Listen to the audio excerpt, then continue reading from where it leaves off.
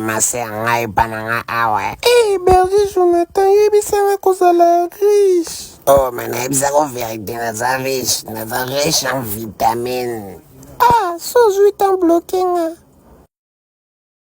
Berger Jonathan oninga nayebisa eloko, mais ozozela nakota na mutuna omelobati.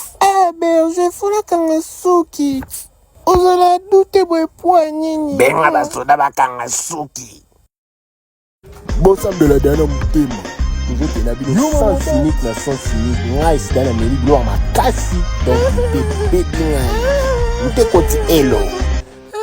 Berger Jonathan, on a mbongo ebelisi ko obalanga su nini. Matthieu 25:13. Elakisi nini lisusu boni boye ko? Je ne connais ni les jours ni l'heure. Oyo komi bozoba nakinanga pa biso. Mbote. Berger Jonathan kosanga boye te oyebisanga kozala avocat. Oye bongo obitabe.